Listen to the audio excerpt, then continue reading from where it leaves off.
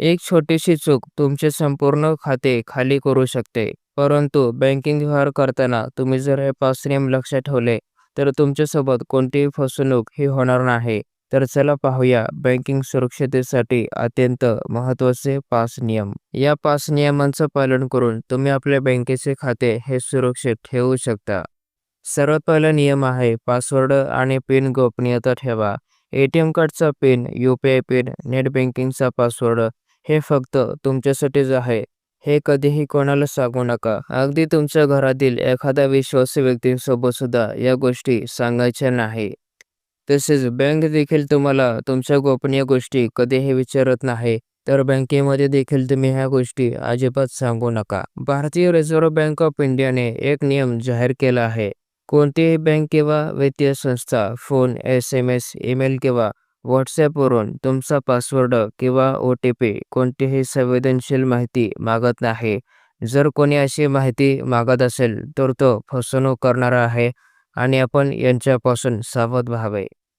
तर त्यासाठी आपल्या गोपनीय गोष्टी ए-टी-एम कार्डचा पिन असो, यू-पी-आयचा पिन असो, नेट बँकिंगचा पासवर्ड असो, या गोष्टी तुमच्या गोपनीय गोष्टी आहे. या तुम्ही कोणालाही सांगू नका. जर सांगितल्या तर तुमचे खाते हे रिकामे होऊ शकते. आणि जर शक्य असेल तर दर 3-6 महिन्यांनी तुम्ही आपला पासवर्ड बदलत राहा. दुसरी गोष्ट OTP कोणालाही सांगू नका. अनेकदा आपल्याला बँकेतून फसवेगिरीचे फोन येतात आणि त्यामध्ये आपल्याला सांगितले जातं तुमचे खाते बंद होणार आहे आणि खाते बंद करायचे नसेल तर KYC अपडेट करा आणि KYC अपडेट करण्यासाठी OTP द्या. तर OTPसाठी या सर्व गोष्टी केल्या जातात. हे सर्व पूर्णपणे फसवेगिरी आहे आणि यांच्यापासून तुम्ही सहज सावध व्हा. नाहीतर तुम्ही सुद्धा यांचे शिकार होऊ शकता आणि तुमचे खाते हे रिकामे होऊ शकते. तिसरा, KYC अपडेट करताना सावध व्हा. तुमचं KYC अपडेट नाही म्हणून खाते बंद होईल अशा संदेशावर एक लिंक असते, पण ती लिंक पूर्णपणे धोकादायक असते.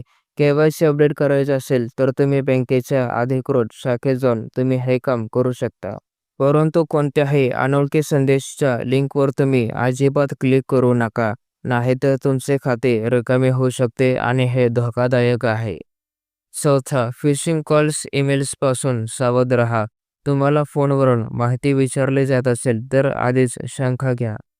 तसेच बँकेच्या नावाने तुम्हाला फसवेगिरीचे ईमेल्स देखील येऊ शकतात, ज्यामध्ये बोगस लिंक असतात आणि त्यावर क्लिक केले तर तुमच्यासाठी खूपच धोकादायक आहे.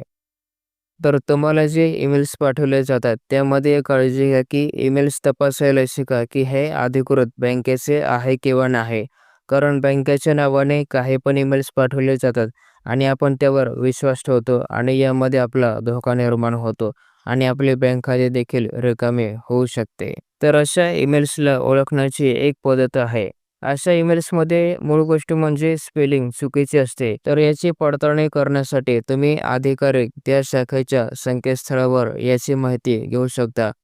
याच्यासाठी काय करा, समजा तुम्हाला स्टेट बँक ऑफ इंडिया या बँकेतून एखादा ईमेल आला असेल, तर त्या बँकेच्या अधिकाधिक संकेतस्थळावर जावा आणि तुम्हाला जो ईमेल आला आहे तो ईमेल संकेतस्थळावर जे कॉन्टॅक्ट नावाचे पर्याय दिले आहे त्याच्यावर क्लिक करा आणि खालील तुम्हाला संपर्क साधण्यासाठी ईमेल ID दिला जाईल. त्याच्यावर तुम्ही त्याची पडताळणी हे करू शकता. तर या प्रकारे तुम्ही फसव्या ईमेल्सपासून सावध राहा. 5वा नियम, बँकिंग ॲप्स फक्त अधिकृत स्रोतातूनच डाउनलोड करा. बऱ्याचदा लोक WhatsAppवर आलेल्या लिंकवर ॲप डाउनलोड करतात आणि तिथेच फसवणूक होते. बँकिंग ॲप्स नेहमी Google Play Storeवरून किंवा Apple Play Storeवरून तुम्ही डाउनलोड करा. आणि महत्त्वाची गोष्ट म्हणजे सार्वजनिक वायफाय असो किंवा तुमचा घरातला देखील वायफाय असो, त्याचा वापर करून तुम्ही आपले बँकिंगचे कामे हे करू नका. कारण वायफायच्या माध्यमातून तुमची गोपनीय माहिती ही चोरली जाऊ शकते आणि तुमचे खाते रिकामे होऊ शकते. तर यासाठी साधी सोपी गोष्ट म्हणजे तुमच्या सिम कार्डवर जे इंटरनेट दिले जाते त्याच्यावरूनच तुम्ही आपले बँकिंग व्यवहार करा. हे तुमच्यासाठी पूर्णपणे सुरक्षित आहे. आणखीन एक गोष्ट म्हणजे काम झाल्यानंतर खात्यातून तुम्ही लॉग आउट करायला विसरू नका. तुमचे काम झाले की लॉग आउट करा आणि जेव्हा बँकेचे व्यवहार करायचे असेल तेव्हा तुम्ही लॉग इन करून आपले बँकिंग व्यवहार हे करा. याच्यामुळे काय होईल की तुमचे खाते फक्त तुम्हीच वापराल. तुमच्या व्यतिरिक्त दुसरा व्यक्ती तुमच्या बँकेच्या खात्याला हात लावू शकत नाही. त्यामुळे भविष्यात येणारे अनेक सारे गैरव्यवहार टाळेल आणि तुमचे बँक खाते हे पूर्णपणे सुरक्षित राहील. तर या 5 नियमांचा पालन करून तुम्ही आपले बँकिंग व्यवहार हे सुरक्षितरित्या पार पाडू शकता. तर तुमच्या कष्टाची कमाई वाचवायची असेल तर या 5 नियमांची काळजीपूर्वक अंमलबजावणी करा.